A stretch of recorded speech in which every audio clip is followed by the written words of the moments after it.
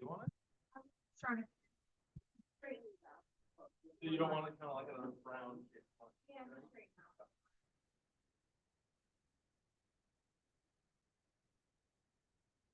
And then you want to move these tables in more. I gotcha. So, okay. So let's leave these tables around.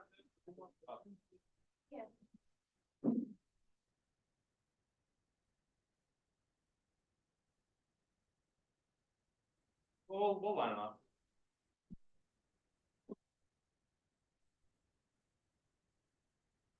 So come in about half. So meet me like halfway.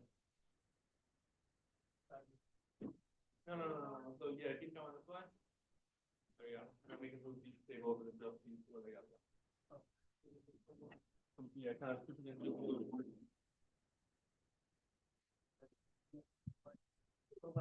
Yeah.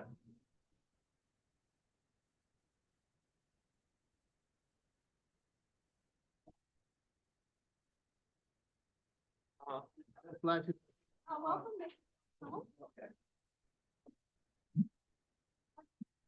All right. We're all good.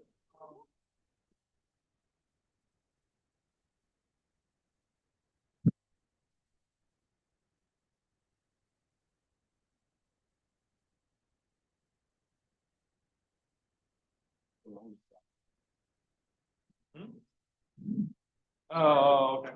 Gotcha. This covers this one. Got it.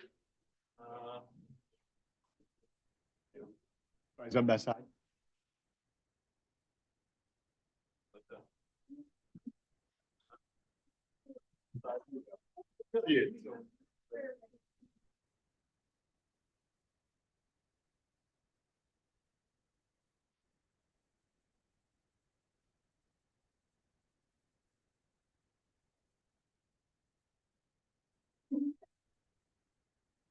Mic check, 1, 2. Mic check. Mic check.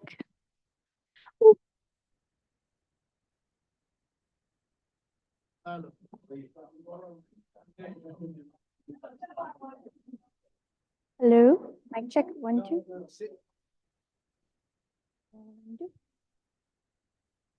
2.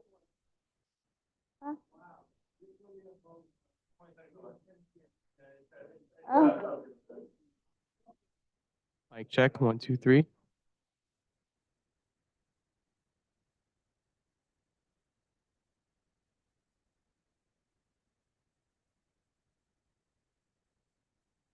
You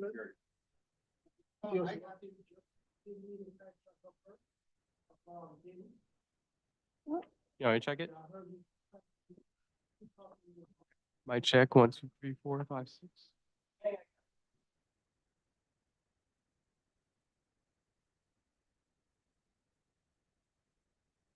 Mic check, 1, 2, 3.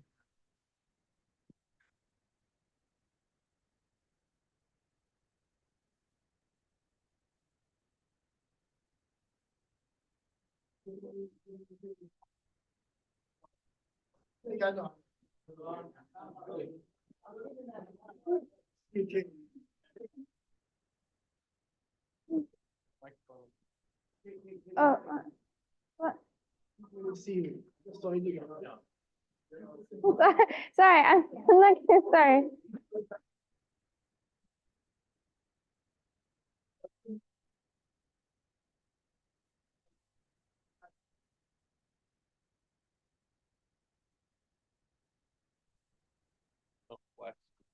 Sorry. I didn't know that wasn't allowed on camera.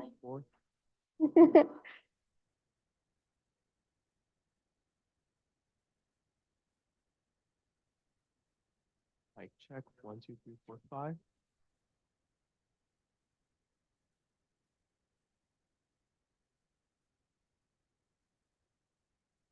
Yes, I think so. Mic, 1, 2, 3, 4, 5, 6. What? Oh, me? Oh.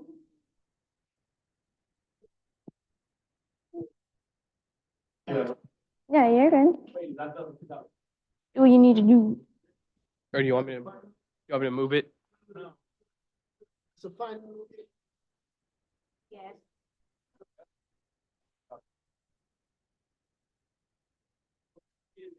No, no. This- So let's talk to Sydney. Sydney? where do you-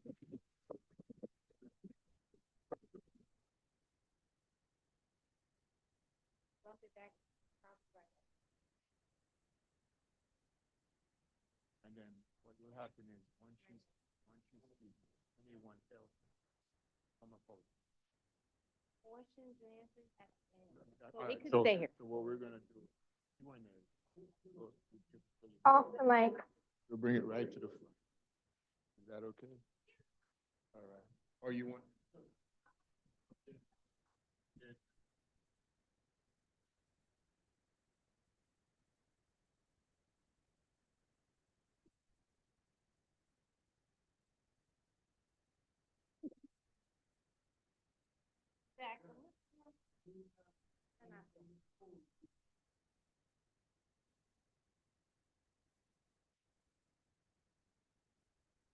Yeah, stand there like you're talking.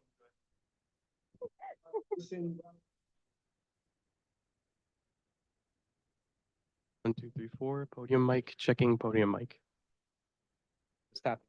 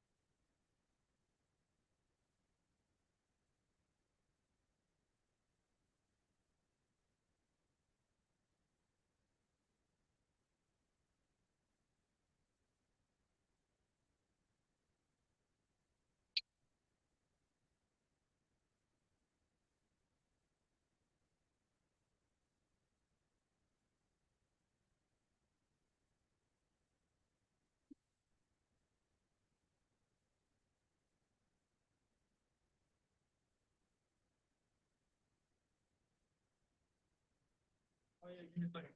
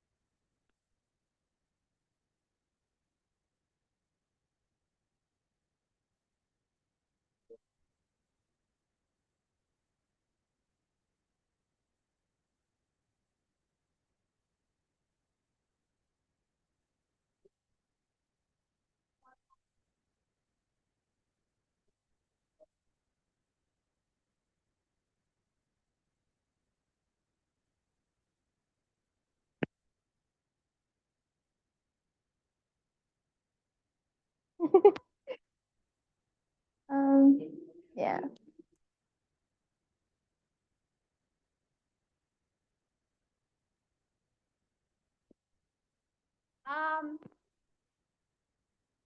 Over here? We would have to, I don't know if I can do that.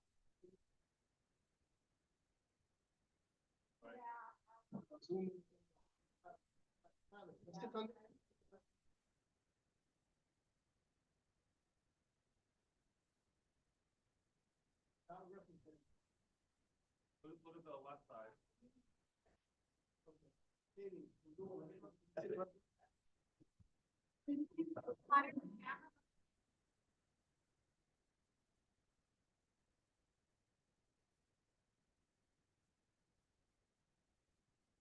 Go ahead and adjust right there. Yeah, that's perfect then. All right, so we're good. So good with this, there, and the podium, right? Good with all three?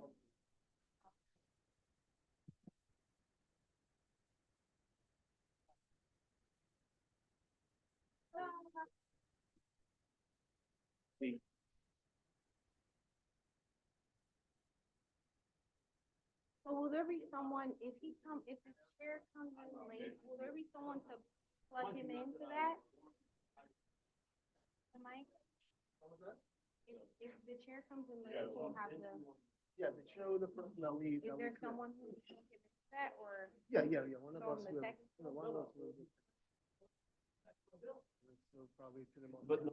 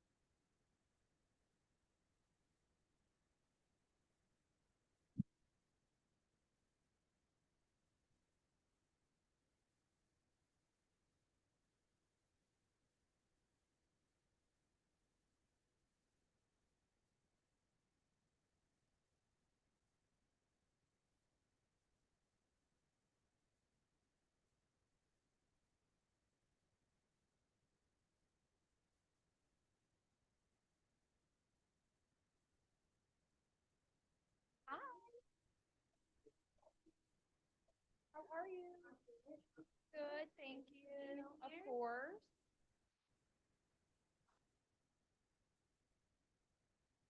Oh.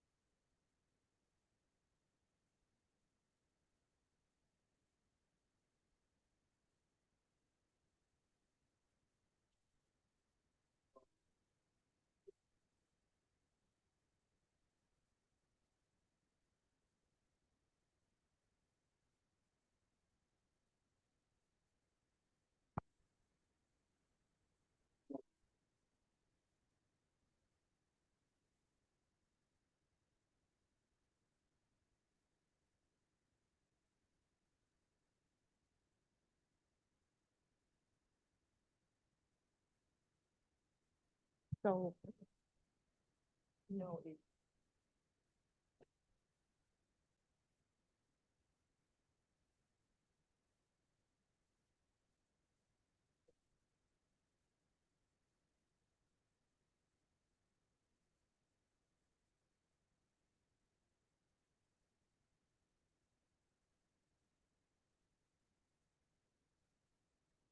Wait.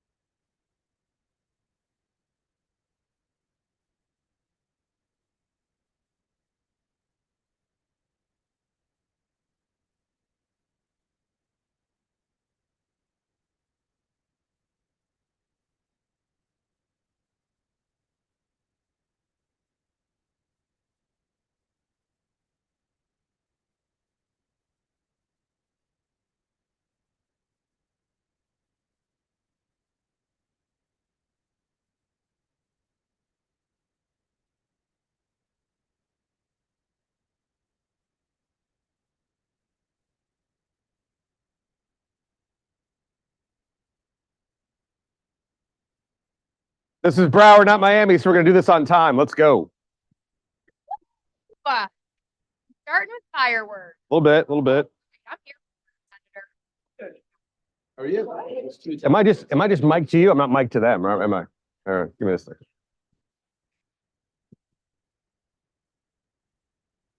Okay, class, okay. We're gonna call this meeting to order. And we're gonna stand and Doc Osgood is gonna lead us in the Pledge of Allegiance. Allegiance to the flag of the United States of America and to the republic for which it stands, one nation, under God, indivisible, with liberty and justice for all. Okay. First of all, we are having this meeting again in a wonderful location, and we really appreciate the hospitality. I would like to just make a quick introduction if I can. This afternoon, I have the pleasure of introducing the Florida Atlantic University president, Dr. Stacy Volnick. She's a longtime member of the FAU community. I think more than 30 years of experience as well in higher education. You're a three-time OWL, proud first-generation college graduate. Since 1991, Dr. Volnick has served the university in many leadership roles, most recently as Chief Operating Officer, in which she provided leadership and administrative oversight of university operation from FAU's 6 campuses. She's overseen $300 million in capital projects, including the construction of 2 residence halls, the Schmidt Family Complex for Academic and Athletic Excellence, and a new K-12 complex for A.D. Henderson and FAU High on the Boca Raton campus.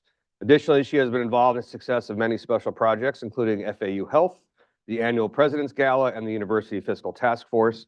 Throughout Dr. Volnick's tenure, she has played a critical role in streamlining university operations, strengthening institutional partnerships, and increasing student success.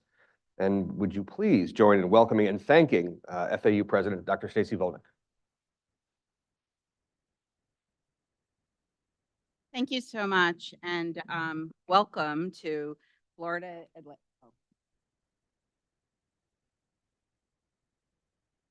Thank you. Good afternoon, Chair, Vice Chair, and members of the delegation. It's my pleasure to welcome everyone to our Davie campus, and we are certainly, we love having you here, and anytime you'd like to use our campus or allow us to host you, we'd love to do that. At Florida Atlantic, we take great pride in our ability to uplift students and communities through education and opportunities. This past year, we continued to do just that as we made tremendous strides in all areas of the university, including academics, athletics, enrollment, and research. With a growing national reputation for academic excellence, Florida Atlantic is now ranked number 112 among the best public schools in the nation by U.S. News and World Report. That's a 19-spot jump since last year, and that marks the largest advancement of all public universities in the state of Florida for the 2nd year in a row. Perhaps even more impressive is the fact that we ranked number 26 among all public schools in the nation, both public and private, for social mobility. This is a testament to the life-changing outcomes our students experience upon graduation, many of whom are from low-income homes and first-generation college students. In fact, because low-income students make up about 40% of the Florida Atlantic University student body, we're committed to making a degree more affordable. I'm proud to share that our students graduate with 11% less student loan debt than the national average. That has earned us a top 50 ranking for graduates with the least amount of debt. Additionally, Florida Atlantic is ranked number 79 among public universities by the Wall Street Journal and number 46 among the nation's best public and private universities in Washington Monthly's annual college guide, which is based on research, social mobility, and public service. Of course, our rise in the rankings reflects a much larger movement taking place at Florida Atlantic, one fueled by excellence, innovation, and student outcomes. In recent years, we have seen a 15-point increase in retention, and our 4-year graduation rate has more than doubled. To achieve this, we implemented a novel strategy that leverages big data and predictive analytics to improve the student experience. We also developed meaningful solutions for modern challenges, such as targeted financial assistance, a streamlined advising system, and academic flight plans that pave a clear path to timely graduation and gainful employment. As a result, we recently celebrated the university's largest graduating class in our history, with more than 3,600 students graduating. And as we look to the future, I'm pleased to share that the demand to attend Florida Atlantic is at an all-time high. Last year, we announced we had the largest freshman class in our history, and for our upcoming fall semester, I'm pleased to report that we have a record-breaking 46,933 freshman applications. Wow. It's a 27% increase over last year, and last year was a double-digit increase over the prior year. But it's not just about interest, and it's not just about numbers. It's really important that we continue to be focused on quality. Our average GPA has increased from 3.86 to 3.95, and the average ACT score has increased from 23 to 24. This also means a great deal to us that universities across the country are looking to Florida Atlantic as a leader in higher education and learning from our cutting-edge strategies to ensure success for all. In March, we received the 2024 ACE Investments Award for Institutional Transformation from the American Council on Education. This is a prestigious award that recognizes 2 institutions nationwide annually, one large and one small, that have responded to challenges in innovative ways and achieved dramatic results. Not only does this recognition highlight our commitment to excellence, but it inspires us to continue our upward trajectory as a powerhouse for transformational student impact. And as we forge ahead, we remain steadfast in our mission to improve the lives of our students and uplift the entire region. I want to thank everyone in the Broward delegation for supporting the university's legislative priorities and for helping us secure the recurring operational resources necessary to achieve these goals. After all, at the end of the day, I tell folks, universities do a myriad of things. Research, our faculty publish, but what we really do is we transform lives through education. We uplift lives through education. Because of you, our students have the tools they need to succeed, and the university is able to address important issues that affect us all, such as the state's critical workforce shortages in healthcare and other industries. I would also like to give a special thanks to Senator Pizzo and Representative LaMarca for helping us to bring the Office of Ocean Economy to Florida Atlantic. I am so excited to host this new statewide office. I look forward to it. Thank you. I look forward to an even brighter future for our incredible institution, one that I have been a part of I've had the honor to be a part of for more than 30 years, as well as for the great state of Florida. Thank you again for your continued support, and go Owls. Thank you. Thank you. President, let me just make a note that my kids are not getting in. Okay. Okay. Let's put that over there. College was worth a try, but we'll see what happens, you know. Representative LaMarca. Thank you, Senator.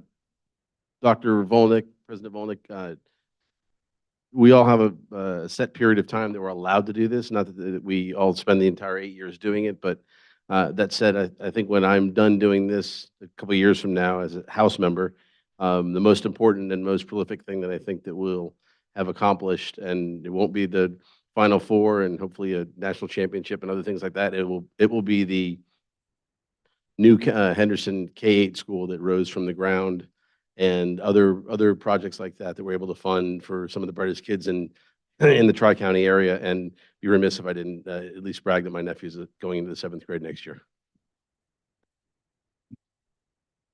And President Volnick, I think you just found out probably in our 3rd or 4th meeting together that my nephew is actually graduating from FAU and is now going to be going also to graduate school as well. So thank you. But again, I don't think my kids are getting in, so. No, not at all. So let me just go over a quick agenda that we have, an itinerary. We went ahead and we're going to do some introductions. I have a sign-in sheet. A couple of you probably came in. This is very loud.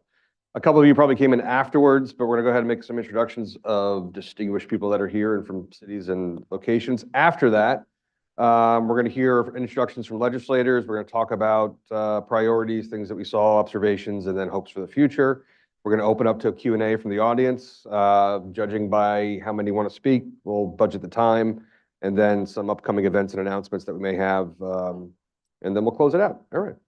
I want to go ahead. I see Vice Mayor Susan Starkey is here from the town of Davie. Welcome. Welcome, and thank you for having us. Former rep from HD 97, Susan Goldstein.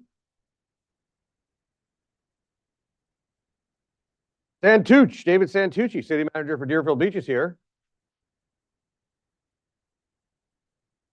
We have Jeremy Katzman's here, Cooper City Commissioner. Thank you for being here. Where's Teresa Breyer? Teresa Breyer signed it. There you go, Teresa. You're clapping before you know where she's from. You might not like where she's. No, I'm kidding. She's from Jared Moskowitz's office, Congressman Moskowitz. Thank you for being here. Intergovernmental Affairs for Davie. We have Leona Henry is here. Right. Landon Spellberg is the student advisor to the school board. Stand up, Landon, to be recognized.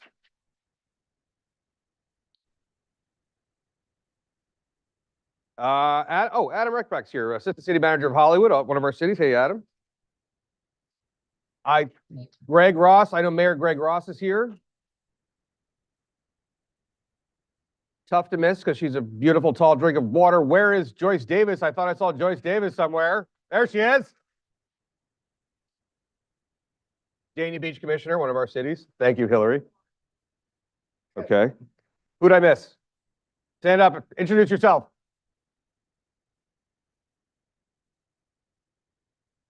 You're good. And our 41st Senator Zoraida Druckmann is here from Senator Lauren Book's office. All right, let's get underway. And where's Brenda? Standing up. Brenda. School board member. School board member, Brenda Pham is here. Thank you for being here.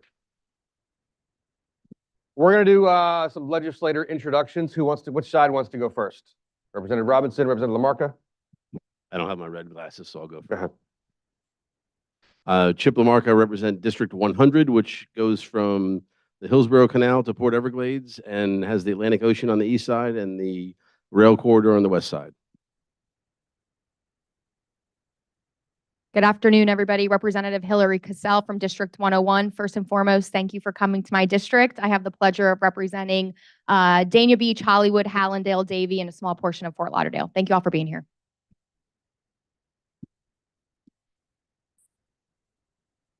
Good day, everyone. I'm Senator Rosalind Osgood, a proud FAU mom. I represent Senate District 32, which includes Lauderdale, Lauderdale Lakes, Lauderhill, North Lauderdale, Sunrise Plantation, basically from Federal Highway to the Sawgrass, Broward to Commercial with a slither of North Lauderdale. And I'm always excited to be on a college campus and have amazing young people in the audience. I'm Jason Pizzo. I proudly represent 20 cities from Northeast Miami-Dade all the way up the entire Broward coast to the Palm Beach, Broward County line and west to the Turnpike. Oh, you got one? Okay. You got your own. Madam Vice Chair, go ahead. Good afternoon, everyone. My name is Marie Woodson. I'm the Vice Chair of the delegation and State Representative for House District 105, which is parts of Hollywood, Pembroke Pines, Miramar, Hallandale, West Park, and Pembroke Park. Thank you for having us here. It's always a pleasure being at FAU. And we are here to answer your questions and talk to you prior to going back to Tallahassee in November. Thanks. Good afternoon, everybody. Daryl Campbell, State Representative from District 99. I represent parts of Fort Lauderdale, Lauderhill, Lauderdale Lakes, Wilton Manors, and Plantation. It is a pleasure to see some familiar faces, but also see some new faces as well. And so I'm looking to connect with each one of you after this event and having a conversation. So it's great to be here. I'm looking forward to the conversation. For the tuna fish. Thank you. Okay. Good afternoon. I'm State Representative Felicia Robinson, representing House District 104. I am your bi-county representative. I represent parts of Pembroke Pines, Miramar, and then I go into Dade County, Miami Gardens. I'm happy to be here, and I'm happy that you all are here because it shows that you all are engaged, and we need more engagement when it comes to our state. So you all are getting it started, and we hope that you all go into the communities and continue that. Excellent. And helping putting this all together and keeping us on our toes and well informed. Bob and Sydney, where's Sydney? Okay, this is Bob and Sydney that we have here. And make sure everything runs smoothly as best as it possibly can with these personalities up here. So on my agenda, I have legislators will kick off with a brief recap of the 2024 session. We'll get perspectives both from the Senate and the House side because we have members from both here. So we're going to start with Rep. Robinson. Anything you want to talk about from last session? And Well, I just talk about one of the bills that I had moving that it didn't make it all the way, but is very, very important. It has to deal with healthcare. It was a sickle cell bill, and I will be bringing it back this upcoming session. For those of you that may not be familiar, sickle cell is a disease that's been around for some time that has a major effect of people of color. One of the things that we are struggling with or having difficulties with is when they go to the emergency room, they tend to have a really hard time maneuvering that process. So this particular piece of legislation was to actually give more education and information to our medical professionals so that they can have a smoother transition. That bill didn't go through. However, we were successful in actually bringing some money to this particular disease where they'll be able to do more research, and a lot of the organizations that help to treat these patients will be able to get some grants and funding to move that along. So. and what was the most memorable part of session, or the thing, your takeaway? I'm gonna just leave it there. So Okay, I have all some, right. some of the memories weren't so great, and I believe in always being positive. Very good. Representative Campbell. Thank you. So the bill that I was proud of for this session was HB 975. What we noticed, what I noticed when I was kind of touring my district was that, folks were concerned about the homeless situation that was happening. And when we did our town halls, one of our constituents brought up questions regarding homeless. And what are we doing at the state level to address it? And so we went back, me and my team went back to the drawing board and to look at what we can do regarding that matter. And so we had a bill that was HB 975 that we're still waiting to get signed into law. What it does, it creates opportunity for people who were once homeless to be peer support specialists for a paid opportunity to help people who are currently homeless get services that they need. So we know that, when you're homeless, usually there's something going on, whether the obvious reason is you don't have a house or something where you're living in. And so try to get them some services for that, mental health services, anything that they may need in their state of care to get them to their next level or get them stable. This would help provide that for them. Yet at the same time, having people who had lived experience helping and communicating with them in their language to get them the help that they need. And so one of the things that we try to educate people on is that homeless does not just look like the guy panhandling or the woman panhandling on the side of the street. Homeless can look like the family that's living in their car in Walmart, or the multiple families that's living in one home. And so trying to access and get those services to those individuals has been one of the barriers that we've seen. And so I'm so happy that this bill had passed the House and the Senate, and we're looking forward to the governor signing it in. And so it's one of the things that we hope that this really helps towards our homeless situation and helps towards people getting back on their feet as well. And so it creates that exemption. These jobs are now available, and it allows them to go to DCF and get these jobs that they're struggling to hire people for. And so I'm excited about it. I'm looking forward to how this implementation goes as we move forward within the process. Excellent. Vice Chair, Representative Woodson. Thank you. Thank you, Mr. Chair. If I may take a point of special privilege before I present, I would like to recognize my legislative aide in the audience, Nadine St. Louis, who got me through the session. Nadine. Thank you, Mr. Chair. And Nadine, don't be embarrassed. she's real shy. All right. Before I even start talking about my bill, I would like to really thank Mr. Chair for working so hard with me on my appropriation, because as you know, when we have appropriations, not only we need to secure them on the House side, but we also need to get them on the Senate side. And he has worked very hard to help me to secure those appropriations. You and Senator Book, those were the two senators that I worked with during the session. And I thank him because I was able to get a lot of them on the Senate side and those that I have on the House side. I just wanted to say that. Thank you so much. And I look forward to more next year, next session. All right? Money. I would like to share with you, do we have any veterans in the room? Any vet? Stand up to be recognized and be acknowledged. Thank you so much for your service. And I ask for that for a reason, because the first bill that I'm going to talk about is a bill that I've worked with one of my Republican colleagues, actually, Representative John Snyder, on the other side to get this bill to the finish line. Whether you want to believe it or not, we work with our Republican colleagues to get good work done in Tallahassee. And I want to make sure I mention him as well, because it was not just me to get this bill to the finish line. It was the two of us working together to get it done. And it's House Bill 725, which is Veterans Long-Term Care Facilities Admission. What the bill does, this is a very important bill, actually, as to where you have a spouse, you have been married to your spouse or your significant others for so long, and they need long-term care, because you all know we all going to get there one day where we're going to need long-term care. So this bill required of the state of Florida to make accommodations so both of them can go in the same facility, because we don't need them to be separated in their golden years. That's the time they need to be together so they won't go, suffer from mental health, anxiety, you name it, it can come in.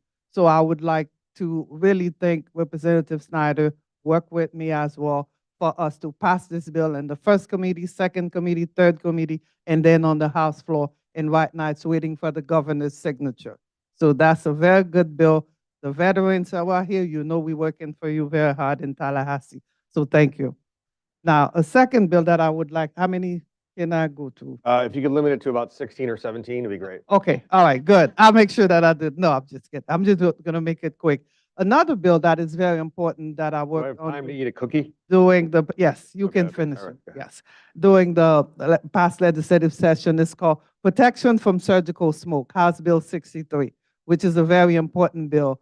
As you might not know, whenever you're having surgery in the operating room, there's a gas that permeates in the room as a result of the cut that the surgeon, the incision that the surgeon make.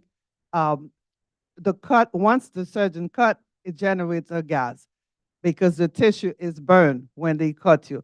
And that gas that permeates in the room is harmful to anybody who's in the room's lungs. It could be the nurse, the doctor, or the patient.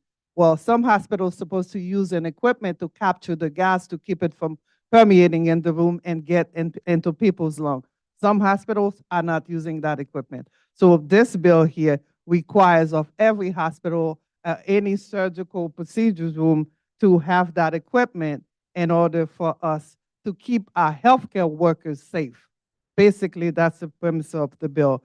And it's a very important bill. We passed it on the House floor. Unfortunately, it made it to two committees on the Senate side and did not get to the House floor on the Senate side. So this is a bill that we intend to bring back in order to make sure we keep our healthcare workers safe. As you know, by 2035, we're supposed to have a shortage of about 65,000 nurses in the state of Florida. So we need to make sure to ensure that our healthcare workers are safe. And I would go to the last one because I'm not going to do 16 or 17 like you told me. I go to one more. And another bill that is extremely important that I worked on during the past legislative session with my colleagues is coverage for diagnostic and supplemental breast examination, House Bill 773. And this bill is extremely important because we know not only women are diagnosed with breast cancer, we're finding out that for every 100 tests that are conducted, one of them is a man. So men and women, they both get breast cancer. So this bill required of the state group insurance to cover the out-of-pocket costs that women or men need whenever they are diagnosed with breast cancer. Because a lot of people cannot afford to come up with the out-of-pocket costs. And then what happened when they cannot come up with the money, the cancer start moving from stage 1, stage 2, stage 3. So this bill passed 2 committees, did not make it to the third one. So hopefully next year it would make it to the third one and also the House floor. So Mr. Chair, thank you so much. Those are the 3 that I wanted to cover with you. Thank you. Senator Osgood? Thank you, Senator Pizzo. And there were many, many bills filed in Tallahassee, so please feel free to go online if you want detailed information. I'm going to focus mine on education. I'm a part of the Education Committee in Tallahassee, 9.5 years on the school board. And myself and Representative Dunkley worked on a career-themed course bill this legislative session that forces school districts to start talking to students and parents more directly about career opportunities. This bill was very personal to me. I have a son, my youngest son, Gabriel, who is a graduate of FAU, a proud member of Kappa Alpha Psi. I spent a lot of money for that 4-year criminal justice degree. He worked 2 years as a legislative aide to Representative Bobby DuBose, and now makes 3 times much more money than I do as an entrepreneur in his own videographer, cinematographer business. So he said, no one ever told me about this in middle school, and I've tried, and FAU won't give me my money back. But it's very important that we start earlier with our students. And as we're going through as a county this reimagining schools, I want to encourage you to listen at the information from the school superintendent and show up at community meetings to give your opinion and perspectives. There's a lot of fake news out there. A lot of elected officials are talking about stuff that they really are not accurate in what they're saying. But this is something that we have to own as a county here in Broward, and we have to see ourselves as part of the solution with reimagining the schools, looking at our needs now, and working with our state legislators to fund whatever methods we use for schools accurately. I don't think we do a good job with funding traditional public school, public charter, or private schools. If education is going to be a priority, the FTE can't be $100 difference for the last 6 or 7 years. So that is one thing. Another thing I want to talk about, which was a very controversial bill. I personally took some flack, but I don't mind taking flack for what I believe in. And it was this whole notion about regulating social media.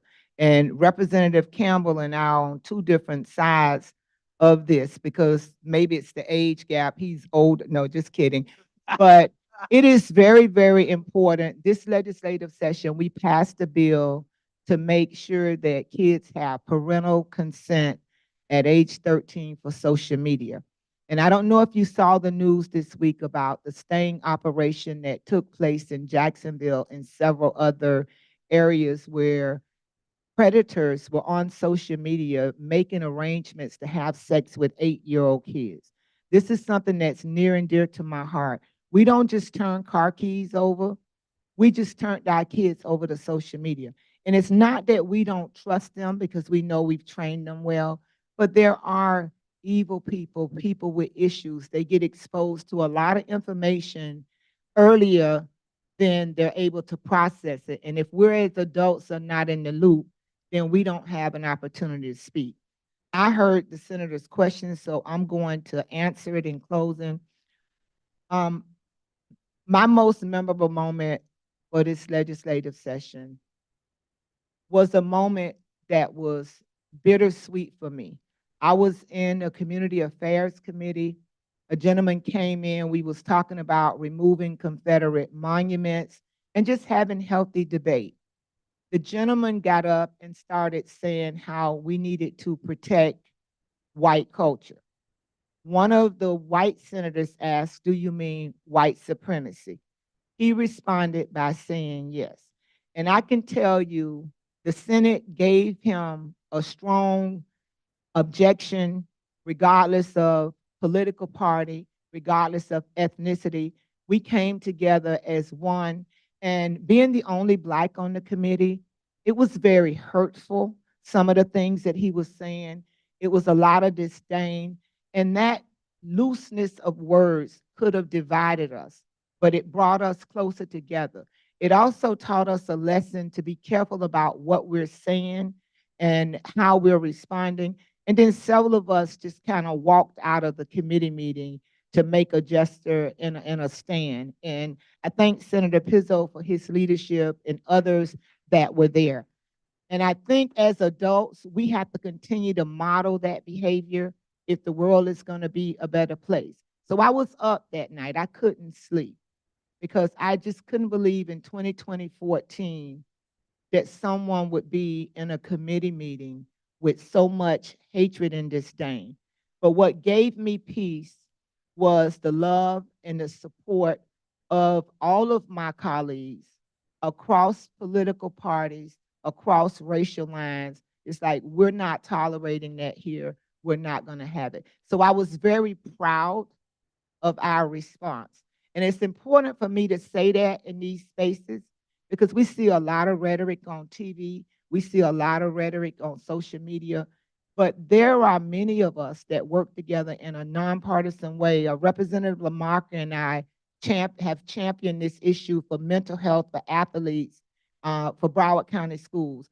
And you don't hear us talk about it. So I'm going to talk about it so you understand that we are in Tallahassee trying to get things done, trying to make this county a better place for you.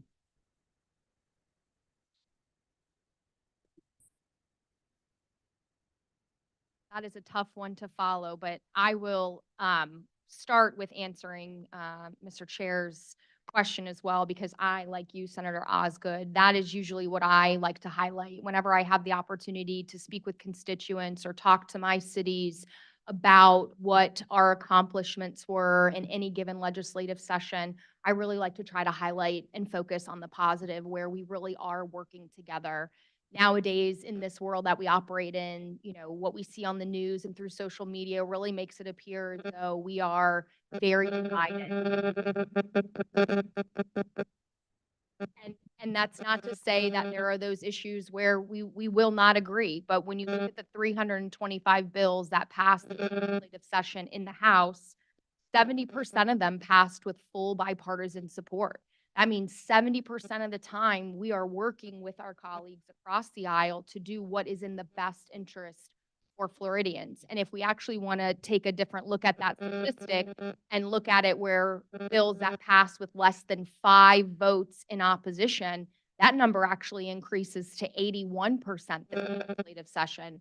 So 81% of 325 bills passed with less than 5 people being in opposition. So I like to highlight that because I think it takes leaders like us who are willing to come before you and say, what you see on the news isn't 100% accurate. Yes, are there those things that we right now in today's climate don't agree on 100%? And do the people at this table fight for what they believe their constituents put them there to fight for? Absolutely. Most of the time we are working together to really try to make Florida the best place we possibly can for its citizens. So thank you for starting with that line of positivity because I agree with your sentiments. To talk a little bit about my particular priorities, anyone that knows me knows my priorities are always going to be property insurance.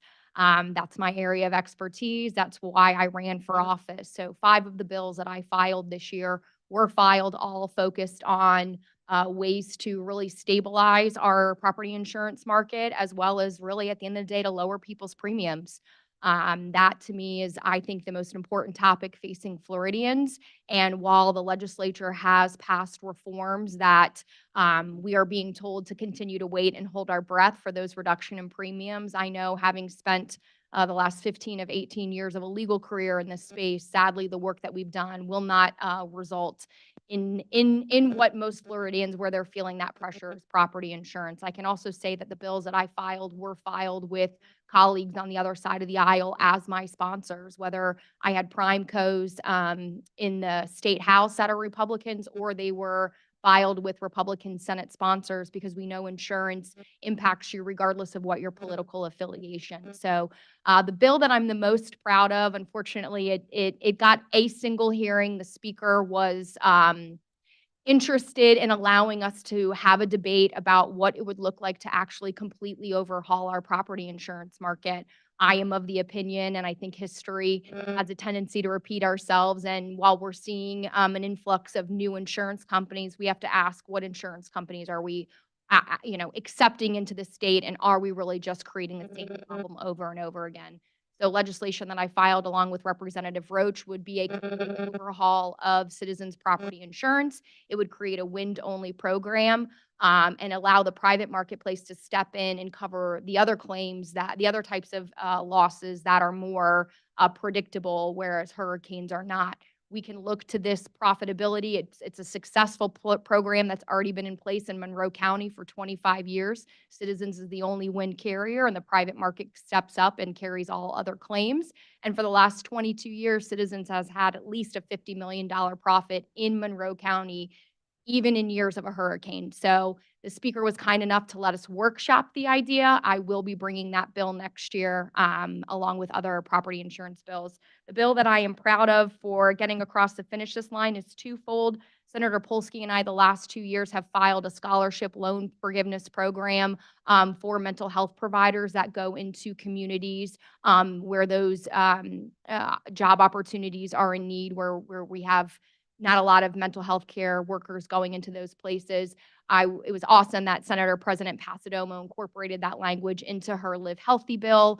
So we were able to see that get across the finish line and to provide that loan forgiveness for our healthcare professionals that provide back to their community.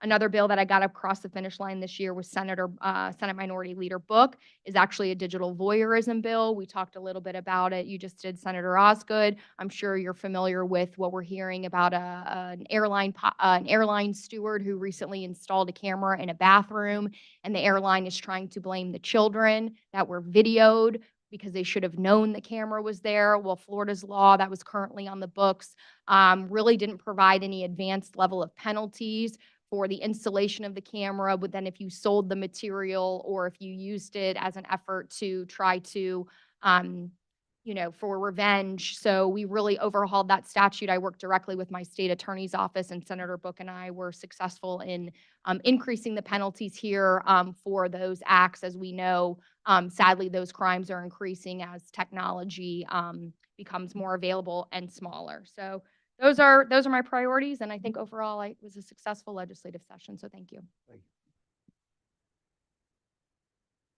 Thank you, Mr. Chair, and as a co-member of the Cannoli Caucus, I'm going to go through a couple of bills, but I do want to share, and a couple of the members here and some other members who aren't in attendance today had the opportunity to do some legislative updates, wrap-ups, Tower Forum. I think we have one in Coral Springs, which I don't represent any of Coral Springs, but I'll be out there in a couple of weeks. And it's one of the questions that's asked a lot is, what was your favorite moment of session, which you kind of gave us, and what was your least favorite? And mine was actually on the same issue. And it, believe it or not, had nothing to do with college athletes, wine bottles, yachts, or any of the, or the ocean economy, or any wonderful bills that I had the privilege of being involved with. It had to do with one of our members who is not here, who is a member of the minority party in the Florida House, being given the permission to speak from the well, which means not from his chair, but from the rostrum inside the Florida House chamber. And why that's important is because the issue we were discussing was anti-Semitism, and why, for me, it was the most important and positive moment of our session was because everybody was, you could hear a pin drop in the room. Everybody was listening to what Representative Gottlieb had to say. And I think it was historic in the information and in the process of what was done, and it was bipartisan, it was nonpartisan.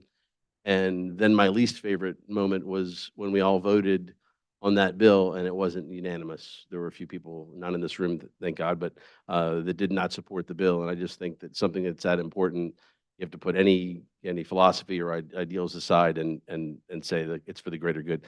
So let me get on to the items that were that we were involved with and we're happy to pass. I have the privilege of annually running a bill for our chief financial officer, his department, Department of Financial Services. And in this year's agency bill, we were able to deal with firefighter cancer leave, which we did a firefighter cancer bill a number of years ago, identifying 11 common cancers that firefighters are more susceptible to because of the equipment and what they're exposed to. And there were some glitches as far as being able to take leave and how you're dealt with your benefits. So we cleaned that up and did some insurance regulation reform in there. I'm sure that Representative Cassell was happy with that. Probably didn't go far enough, but a little bit. And probably the most important bill that I had the ability to affect just about every Floridian on was having the opportunity to run the My Safe Florida Home bill for the second year. And in this year's bill, there'll be restrictions to look at seniors of low income, all seniors, and then Floridians, not seniors who are low income, and then all Floridians to be able to access grant money. There's $200 million in the program.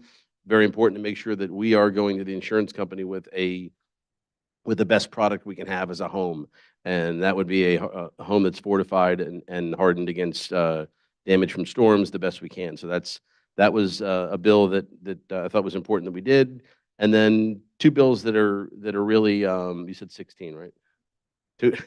Two bills that are that I think were important to highlight, not so much the issue, but how we got to making them successful. House Bill 161, was payments to healthcare providers and surgeons. And why that's important is because Representative Daley came to me and said, listen, I think this is an important issue.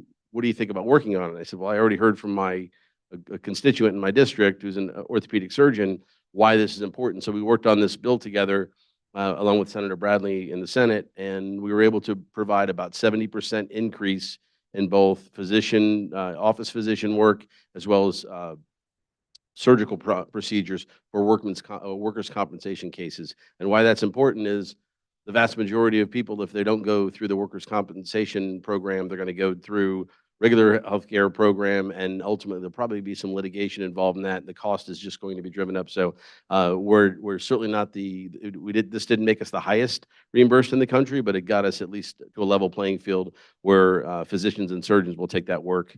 And then another bill for the same reason of working across party lines and working with a colleague of mine who had been trying to run this bill for a couple of years. And you heard President Volnik highlight it.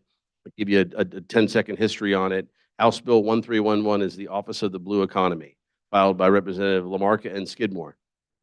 That bill did not pass. The bill did get a hearing. It got a meeting with the Secretary of Commerce. It got a meeting with the governor's office. And it got a second hearing, and then we ran out of time. But never fear, not only do we work across party lines in the Florida House, we do the same thing in the Florida Senate. And Senator Pizzo was able to attach that language, because he had filed it in the Senate, to House Bill 1285. Now, where this gets interesting is that was the overall education bill. And there were definitely some things in there that my colleagues here probably did not want to vote for, including my co-sponsor, Representative Skidmore. But for the greater good of getting the Office of now the Ocean Economy passed and housed at Florida Atlantic University, the bill passed, House Bill 1285. I'm sure there's a little consternation on some of the other things in there, but I'm glad that it did pass, and that program will start at our favorite university. And so I think the moral of the story is we can get things done. We can all go up there and tell everybody what we want to do and what we think our philosophy should be, and what we think our party's philosophy wants to tell us to do. But if we get together and sit down and have a conversation about a bill that we want to get done and work to find a compromise with folks on the other side, we can actually get some good things done. And in that vein, anybody who has a minute, maybe give the governor's office a call and tell them to veto Senate Bill 280. That's the vacation rental bill. There's never been a good one to come out of there. Excellent, thanks. So I deliberately skipped myself because my late father, who was loathsome of politics and more specifically politicians, used to say, if you don't have pride of authorship, you can get a lot done.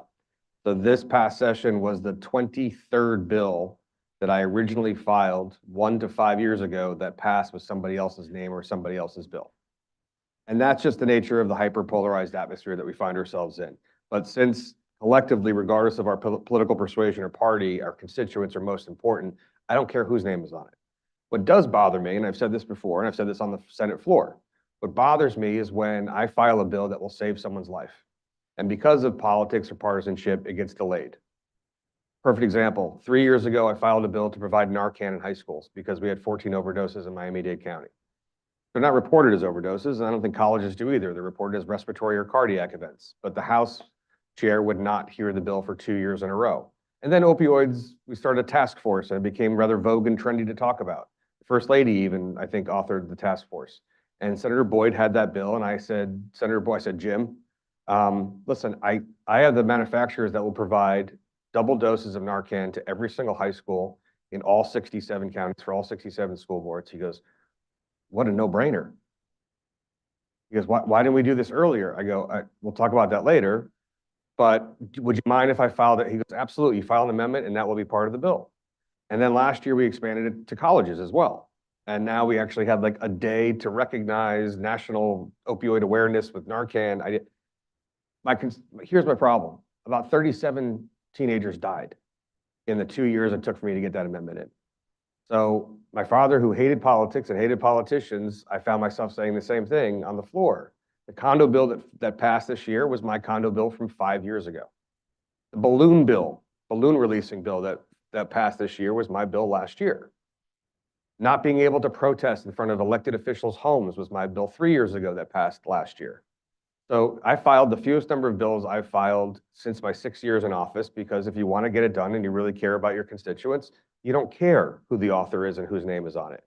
And Representative LaMarca is underscoring how important his influence and his participation was in the ocean economy, but we were scrambling at the end of session, feverish number of text messages back and forth with the Chancellor of Higher Education of the state of Florida and Department of Education Secretary, just to get this in because it's so critically important, and no one will ever know after you leave here how we got it done. Doesn't matter. It really doesn't matter if you're trying to help constituents.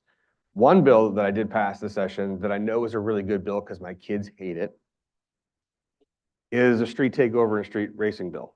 And you see at these intersections where they're blocking intersections and the kids are coordinating to do this, and it's incredibly dangerous. And I have two 17-year-old identical twin boys, this won't be on their college application, that have nice cars and like to drive fast. And that's just the nature. I did too at 17, but these things are killing kids and they're coming together, and it's an absolute disregard, and it's impairing first responders' ability to do so. A couple numbers that I want to give you. Bob and Sydney put these together. You know, you may think that somehow we're politically in a bubble, that we all sort of cheerleading or generally on the same page here, or some rather centrist on a lot of things, especially fiscally here. However, Broward fares very well. Broward County, actually, this session, the budget hasn't been signed yet, but for fiscal year 24-25, what is budgeted is $1.82 billion of state funding. That is the most of any of the 67 counties throughout the state of Florida. 92% of which Chip got. But those largest categorical funding pots include school readiness of $88.2 million, Broward College, Florida College Systems Program Fund of $90.2 million, Public Schools Workforce Education Program will get $83.6 million, and even the Interstate Highway Construction Transportation Program is close to $990 million. So we do fare well. And to something I really want to highlight, Representative Cassell told you 70% of the bills passed unanimously. There were a few bills, for instance, I'm a former prosecutor, and I was all for protecting law enforcement, what's called the HALO bill, which is an appropriate amount of distance to stand back from. I think we received one no vote on that bill, okay? We had another bill, I think, that received like 2 no votes. So 70% were unanimous, but if you take out the 5 or less, as she said, votes, we're over 80%, like 81% were unanimous. It's just unfortunately what trickles down or what pops up on the news a lot are a lot of the headlines about socially divisive issues that pop up. Just as a civic reminder, I was at a 5th grade class yesterday with Career Day. State Senate's the least exciting of any of those jobs that were there yesterday. But this year on the ballot, you have some things to decide. And one thing that I think homeowners, especially in Broward County, would agree on is the inception of the homestead $25,000 allowance from 1978 and a couple bucks more a few years later. It will also be on the ballot this year. where you get to vote to raise it from $50,000 to $75,000. It's not a partisan issue. It's not divisive. Everyone at your Thanksgiving dinner table should agree that that's probably something that you guys want. But we work well together. Chip made me promise at the beginning of session that he would carry a bill with me as long as I didn't sue the governor again. And I didn't. I didn't file any lawsuits this year. And but we're looking forward to getting it done. I must mention, rather sentimentally, our leader, our Senate Democratic leader, Senator Book, who was not able to be here today. She's coming back from LA. She won a Gracie Award and she's all over the place. But we can't do this. We really cannot do this. And I know Representative Woodson recognized Nadine. We can't do this without our staff. And probably the most experienced and the best in the business is Zoraida Druckman, who works for Senator Book's office. If you would stand up. And this, we do 2-week committee weeks preceding session of the 60 days that go straight.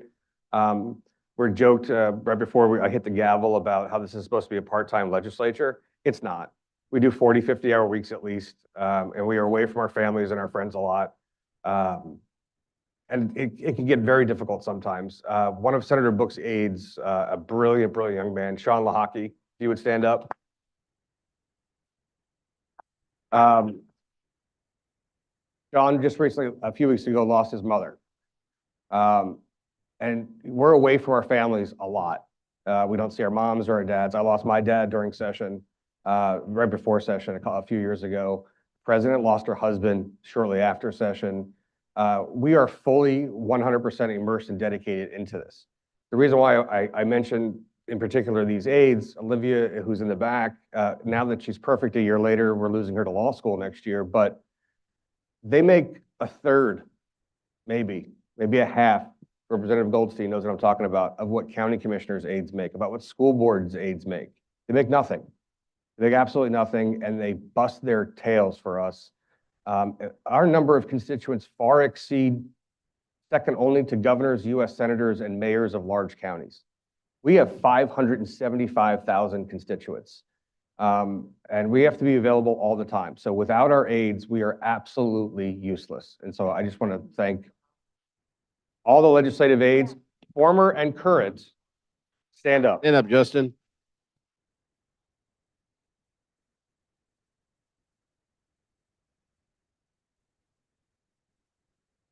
They fix our hair, they take lint off, they have coffee ready. Yeah, we are prima donnas. All right. So just wanted to highlight some of those things. Collectively, between the House and Senate, 182 bills were filed. 176 were general bills. We had a couple local bills. I know Representative LaMarca had a local bill to be helpful up in the Northeast section. One resolution as well. The governor has not signed the budget yet. And Representative LaMarca also mentioned a short-term rental bill. Both houses were successful in sort of highlighting some of the pitfalls of that and your quality of life. Up here collectively, a lot of awards were won, they're the plaques, but up here we have this year's winner of Defender of Home Rule, PBA Legislators of the Year up here, Unsung Heroes. We bust our ass for you, we really do. And we don't let each other be lazy or let down on the pedal to help all of you. So next on the agenda, we're gonna open up to the public. Did you get it? Just to be clear, I wasn't the defender of home rule, but I was close, and I used to serve in local. Which is pretty cool. Stay right behind Dan. Yeah. Okay, so we're going to use this podium. I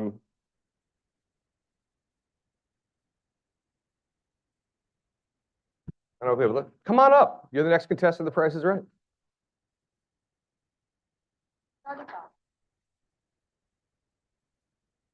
Hello, my name is Monica Elliott. I'm immediate past president of the League of Women Voters of Broward County. And I'm here on behalf of the League and our current president, Allie Myers, who is unable to be here. We simply want to thank you for your representation of Broward County. We know it takes a lot of hard work and persistence to submit a bill, yet alone to get it passed by both of the House and the Senate. Yes, the League would have liked to have seen more of the bills you all submitted enacted, but we look forward to working with the delegation in 2024, especially Representative Robinson, working with returning. We greatly appreciate it. Thank you. Thank you. Folks, that's how it's done. See how efficient and wonderful and Good afternoon. there. Thank you for everything you've done and what I'm going to ask you to do. And that is, we have a problem, as is evidenced by the article in the Orlando Sun-Sentinel, reprinted here in Fort Lauderdale Sun-Sentinel. That is, your DMV has failed to even admit that they've printed the barcodes, your scanner on the back of their driver's licenses improperly. I personally witnessed this at Washington DC Airport, where it was 3 days ago. Tried to get through TSA, and TSA prevented the person from getting through. Ultimately, with additional presentation of documentation, the person was let through. Again, Clear refused to accept the $99 to have the application fulfilled. Why? Because, oh, you're from Florida. We know about the problem. Florida refuses to do anything about it. So what I'm asking is, please address this problem with the DMV. I don't think it needs an act of the legislature, maybe just a nudge to DMV to notify them to act properly and promptly. Thank you. Mayor. I actually had a problem leaving Tallahassee Airport. Yeah. Good afternoon. Thank you, Chair Pizzo, Vice Chair, and the entire delegation, including obviously those who aren't here. I'm Julie Price. I'm the President and CEO with ARC Broward. I've had the pleasure of speaking with you a few times this legislative session, at these meetings, and in several of your offices. And thank you for having the opportunity to represent, in my case, individuals, children and adults, and their families with developmental disabilities and those with other life challenges. This was a fantastic year for individuals who we support at ARC Broward and throughout this state. You did a yeoman's job in being able to bring home nearly $65 million. And I say home to the state of Florida, nearly $65 million to enroll individuals onto the waiver, which is a huge waiting list. As you know, you heard a lot about that during the session. Nearly $200 million to support across the board wage increases for providers who support children and adults with disabilities and their families. Nearly $56 million to enroll individuals currently in pre-enrollment categories and to move them up from a priority perspective, and over $40 million statewide to support community projects, including 2 of our own. ARC Broward, we had a project that's hopefully going to be signed by the governor that supports education and training for individuals in post-secondary programs and to help them get their career jobs and opportunities. And also BARC Housing, which is a 36-bed residential program not too far down the street from here that needs some very substantial capital repair and facility maintenance work. And so on behalf of ARC Broward, our board of directors, all children and adults with disabilities in Broward and elsewhere, thank you for your hard work. We really, really appreciate it. There's always a lot more to do, but you are fantastic, and you've just really stepped up this year and done an incredible job. Really quick question for you. Yes. Yeah, you should clap for it. What's the zoning of where you're actually putting the residential facility? Is it Our zoning, we are an intermediate care facility located not far from here. We sort of are tucked just south of Nova Southeastern University. It's a facility that supports individuals. Representative LaMarca has been there, and he has supported lots of our work over the years. This year, we're trying to get a generator in there, and we have additional work that needs to be done in terms of drainage and all sorts of challenges, because it's a 45-year-old facility and it just needs work. But it's an incredible opportunity. Glad to see the representative, vice mayor from Davie, and we'll continue to work with the town of Davie and work with all of you to do great work in our community. Thanks, Julie. Thank you all. Thank you. Just a quick comment. That's the Steffi Goldstein generator, by the way. Yes, it is the Steffi. But not just this great facility, but we had the opportunity to get some funding for Friendship Circle, which is the Las Olas Abad. Yep. And it couldn't have come at a better time. I know that feel confident the governor's office will sign the appropriation, but it couldn't come at a better time, obviously, with what happened there. And so a lot of these programs that take people out of 24-hour care and put them in the community and meaningful jobs gives them just as much purpose as it does us. So Absolutely. what you do. Yeah. Thank you very much. Thanks, Julie. Thank you.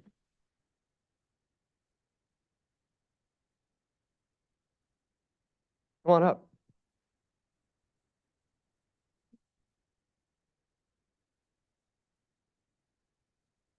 It was a spectacular year for Broward County.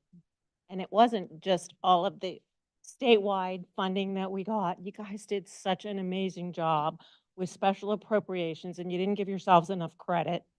And the Chabad at Las Olas, where I just came from, Senator Rubio's office was there this morning, was set on fire. It was a hate crime, and we are so thankful that you guys worked so hard.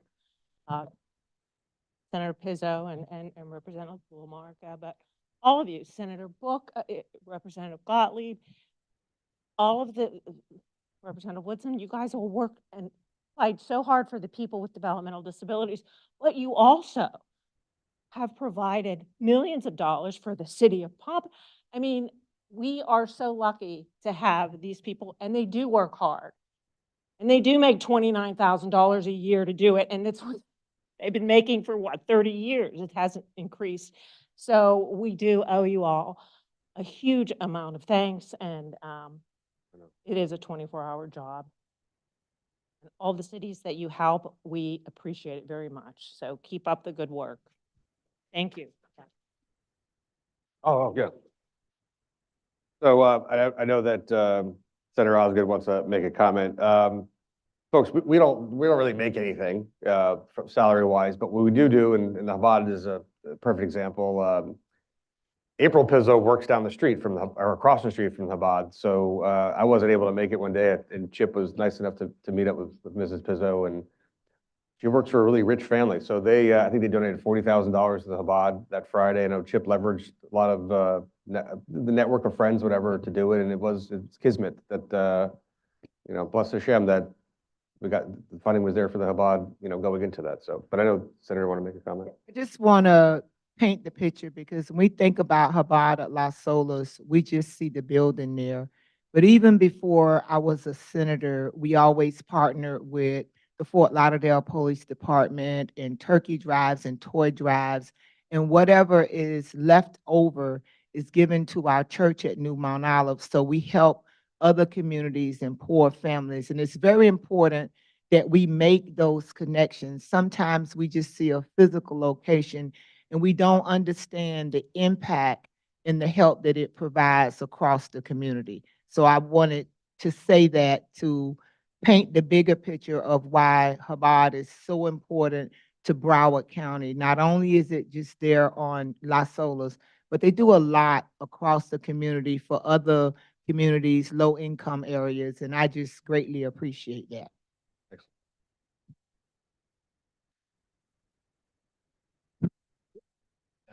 Hello? Okay. Hey.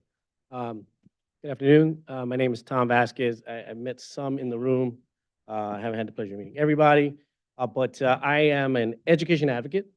I had the pleasure of meeting Dr. Osgood at a local town hall. And I want to talk a little bit about education in our public schools right now and kind of the challenges that we're having, just to bring everybody up to speed before I give you the pitch. So if you haven't been paying attention, our public schools right now are in a bit of a challenge. We spoke a little bit about how we're going to have to try to reimagine or restructure. And those that have a background that could speak a little bit to restructure. That's tough work to do. Right now, we're going through a leadership change. I don't know if you're tracking that. We just going through that piece there. And here in Broward, our public schools have gone through various leadership changes over the years. At these town halls, I have been advocating, and I think it's been successful. I think I've heard positive feedback that first step in getting it right is engaging the community. Okay? I think we're pivoting that way. I'm hearing that we might go ahead and open up some committees to get the community involved. I think I heard that up here. And that's going to help us to get to the right place. Can't get to where we want to be without that community part of the process. But we're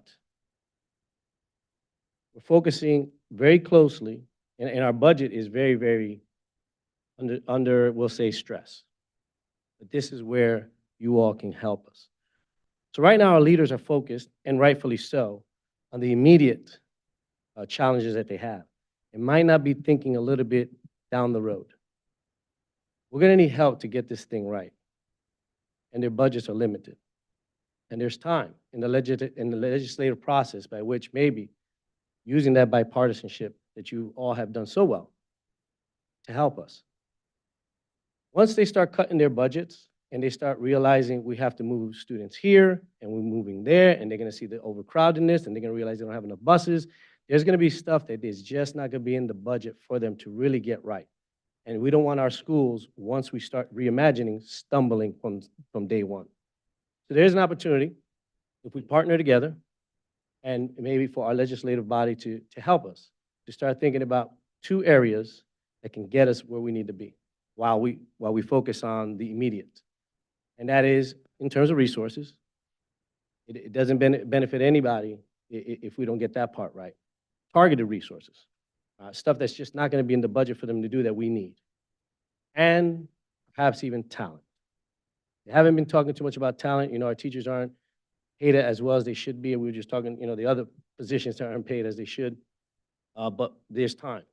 There's time to recruit the right people, bring them back to Broward, and give that incentive, because once you start going through reorgs, some teachers may decide that this may not fit their needs. So if we start thinking talent, we start thinking resources in the out years, you could really help us out down here. And I want to thank you again for what you're doing for the vets, for that long-term care facility. I know that's impacting pretty much the Korean and the Vietnam generation who went through a lot. So thank you for all that you do up there. And just put that out there for food for thought. Thank you. Thank you.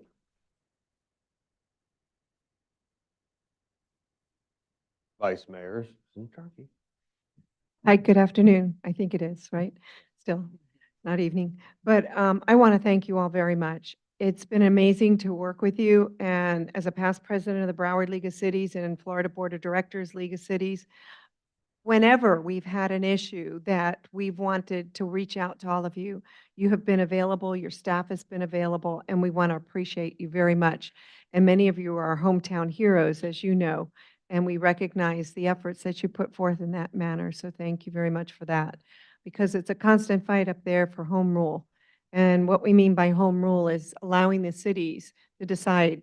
Every one of us are unique, and every one of us should make decision-making, whether it's land use or other issues.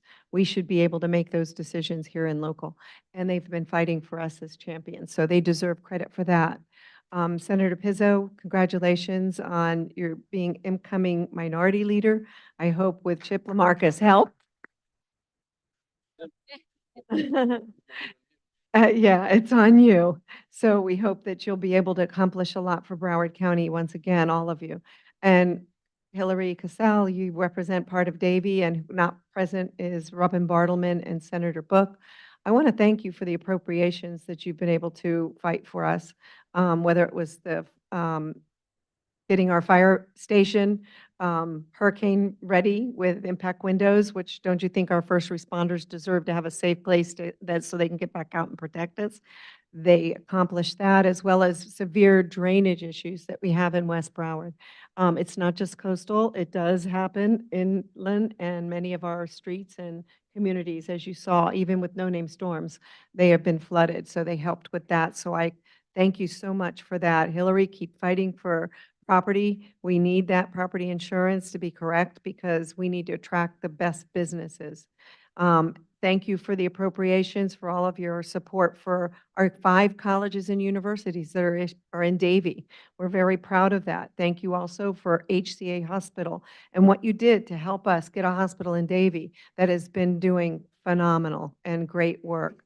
So, you know, I am excited for the next year, disappointed in some areas, as you all are, and then excited once again moving forward what we can hopefully accomplish. And yes, it does take a few years to knock some sense in with certain bills to get them accomplished. And thank you for the Veterans Bill. Representative Woodson, you and my heart in Haiti, hopefully we'll be able to accomplish some things on that as we go forward. You always have my support on that. So once again, thank you. Thank you very much. Thank you, Vice Mayor. Thank you very much.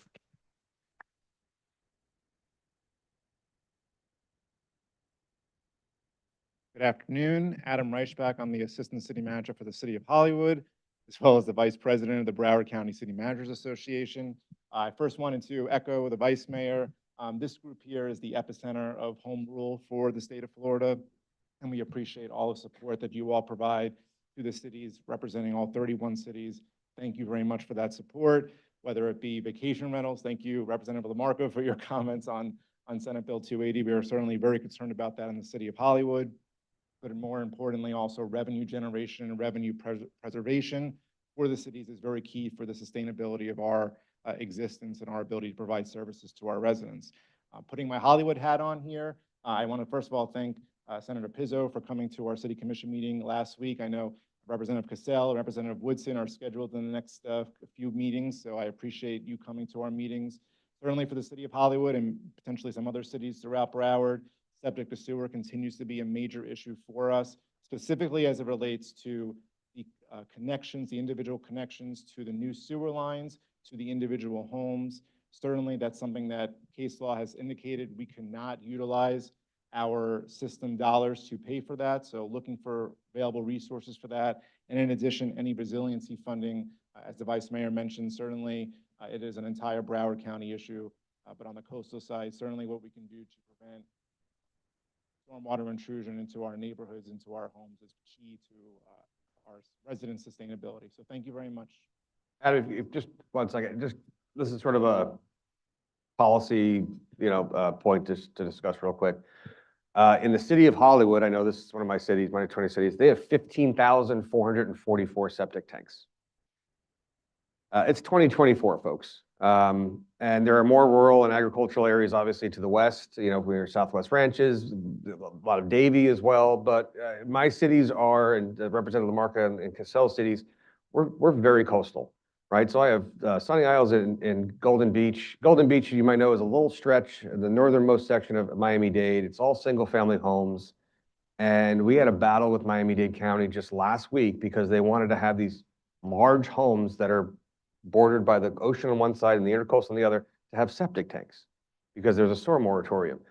Folks, in Miami-Dade especially, Broward not as bad, but getting there, we have aged infrastructure. In Miami-Dade, there's 65-year-old broken clay pipes that are trying to transmit. So while you have beautiful topical architecture and these beautiful buildings, where I live, there's buildings where you can put your car in the elevator and it takes you up to your unit. I mean, it's crazy, but it's flushing toilets in a broken, aged infrastructure.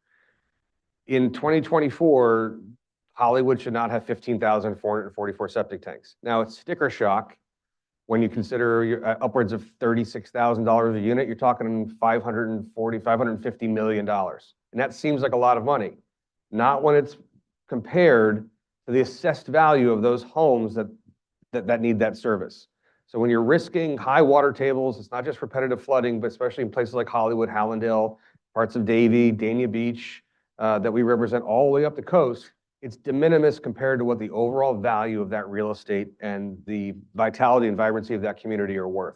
So that's what we have to do. He mentioned case law because Florida courts have found that you cannot use public dollars to benefit just one small particular section. And so that is something that I had pledged to the city of Hollywood at the last meeting that I was at, to the city attorney, much to his delight, that we'll look at, because I consider any section of one community to be part of the whole interior organ system of the body of that city. Representative LaMarca, do you want to say something? Yeah, no. So first of all, on the vacation rentals, Josh Levy makes me say that. Yeah. But with respect to what Senator Pizzo just covered, we share a very small community that's within Lauderdale by the Sea called the Palm Club. And it's 99 retirement villas. They're little tiny houses, but they're all in septic tanks, and they were breaking. I've been dealing with this since before I got to Tallahassee. I'm aware of the amount and the number of septic tanks you have in Hollywood, and it's crazy in today's age. I would pledge to work together on something like this, because there's for no reason, no good reason, should we have this. We as Senator mentioned, we have the ocean on one side and we have the Intracoastal on the other side. We're putting $750 million in Seminole Gaming Compact dollars into the environment and water quality and water quantity. We can find a way to do some of these projects. I know up north of Lake Okeechobee, it's a whole different story, but at the end of the day, we should figure out a way to do a kind of a partnership. Obviously some local dollars, maybe the county and, homeowners and some state. And I mean, the way we build beaches today, and that's really the reason why I went to Tallahassee, is city, county, state, and federal. It's a true partnership. If we can figure out a way to do this, I'm sure there's a way we can do it around the existing law. Not a lawyer, that's my lawyer. Representative Lamarca did not give himself enough credit. He has initiated the My Safe Florida Home program, which is now has, what, 200, how many millions of, couple $100 million now available for hardening and mitigation on homes. Shamelessly stealing off that idea some of his colleagues took for the condo program, which will launch probably this fall because it has to be signed into law, and then after July 1st, My Safe Florida Home for condos as well. Condo associations get up to $175,000 in funding, up to $1,500 a unit, all from originating from the idea on the single-family detached home idea. So if we can harden aspects and mitigate aspects of the topical above-ground structure, I believe it naturally follows that we should also be protecting that which is under the ground. I had the tragedy of Surfside in my prior district, where it took 98 souls, losing 98 lives before people started paying attention to condos and understanding and appreciating subsurface conditions. So we started at 0 with Senator Albritton. We got up to $100 million, then it went to $500 million for septic to sewer conversion and infrastructure. And it's okay for us to be selfish and use it. So to Representative Lamarca's point, we need to develop a metric that allows for cities of particular size and proximities to coastlines and natural resources to be able to use those dollars. So thank you.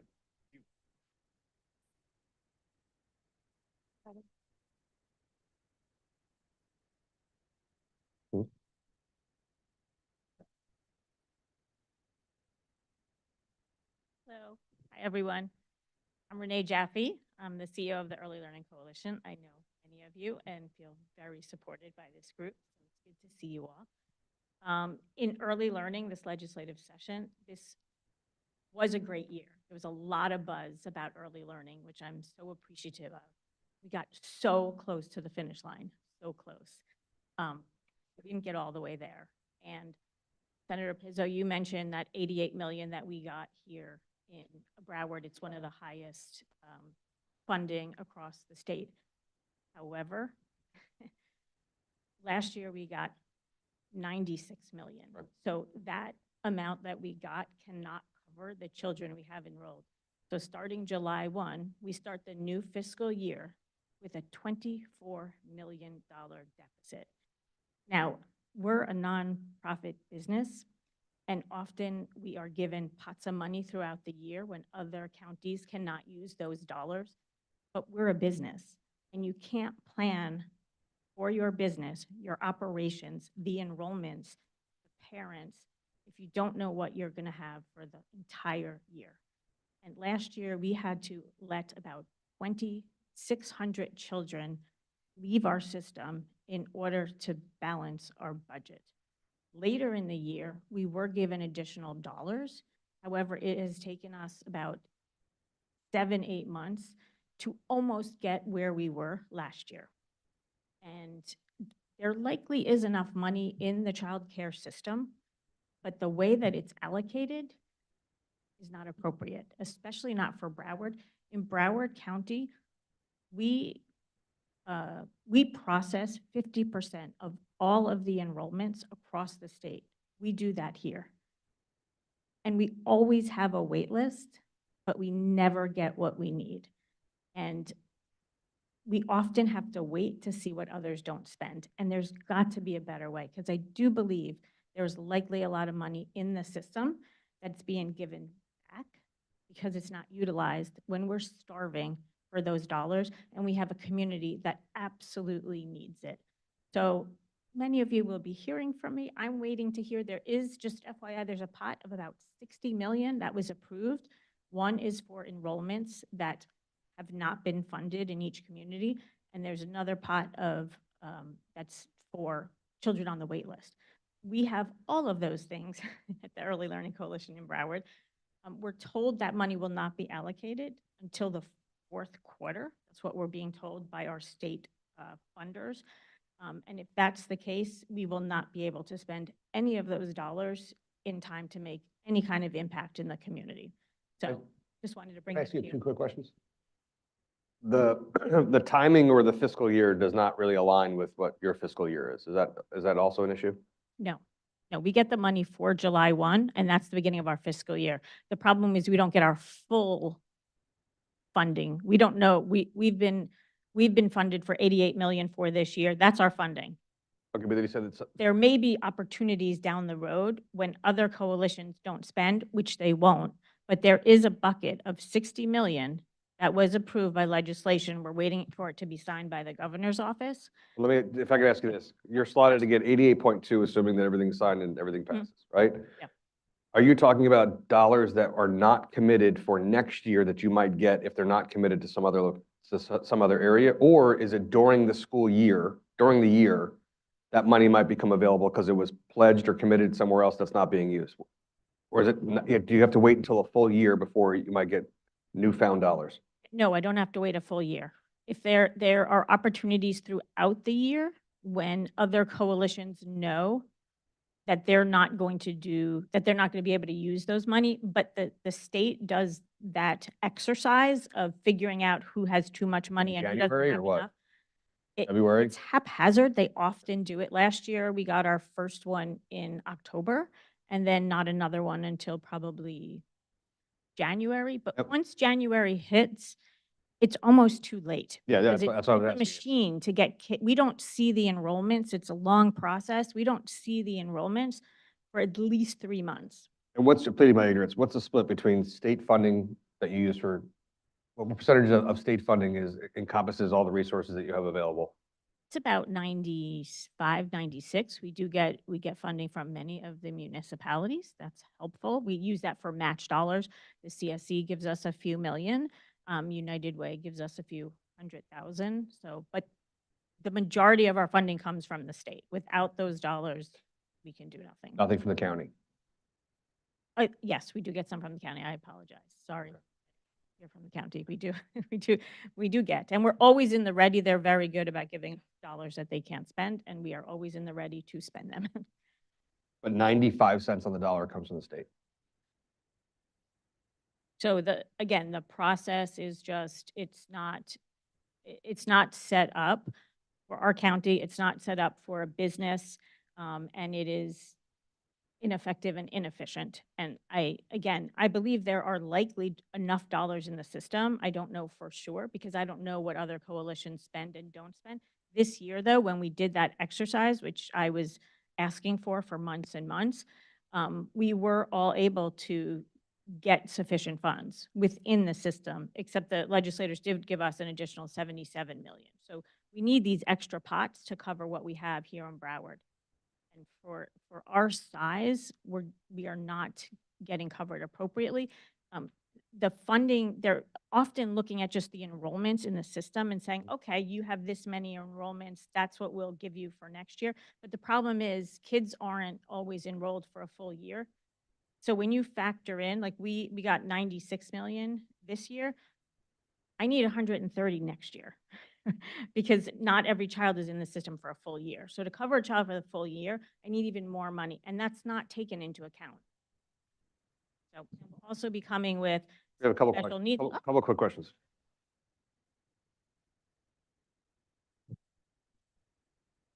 Thank you, Winnie. It's good to see you again. My question is, are you recommending a policy change or a formula change or a combination of both in order for you to be able to do what you need to do? Combination of both. We need the funding piece. We need the way the funding is allocated. They did improve it. They did make some changes. It was going to be in a bill. It did not end up in a bill. It just happened. But there were some missing pieces to it. So we got closer to being funded. We were funded in a better way, but we didn't cross the finish line. There were a couple pieces that were left out. So can we have a further conversation with you on that? All right, thank you, Mr. Chair. Thank you, and thank you for all the wonderful work that you do. And as I started off earlier talking about where we are with Broward, with reimagining our schools and getting factual information from the school district and the superintendent, as we think about early learning, I think we have to think about our kids in their education literally from the womb and see how we can bring systems and resources more together than having them in isolation. I wanted to publicly thank you, Kathleen Cannon at the United Way, Dr. Jermaine Smith Barr at the Urban League, the Broward Behavior Health Coalition, for the amazing Broward Behavior Health Coalition Conference this year that had a strong focus on mental health and early learning and early development. I'm talking about children from even 3 to 5 years old. It was very impactful to me, very convicting, because we start kids at first grade instead of thinking about them when they're 3 months or 6 months. But I think we have some opportunities as a county to work more collaboratively together to look at the resources and the money that we have, because as a state, we have money, but it's not unlimited. And when you come to us, or any organization is talking to us about state funds, we're going to ask, what's the city kicking in? What's the county kicking in? Is there another way that we can bring money that's now detached, that we can use comprehensively in the life of a child to help them get the services that they need? You guys do an amazing, incredible job.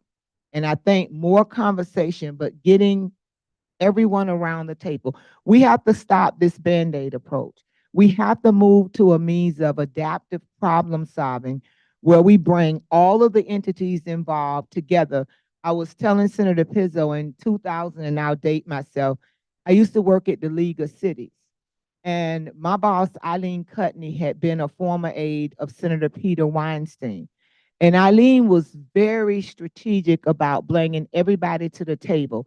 And out of that work is how you got the Children's Service Council, how you got Swim Central. A lot of people take a lot of credit for stuff, but they were not there when these conversations and the work was being done with municipal officials. I think Congresswoman Lynn Starkey was there, and she looks exactly the same today as she did. But a lot of these things can be solved if we talk collectively.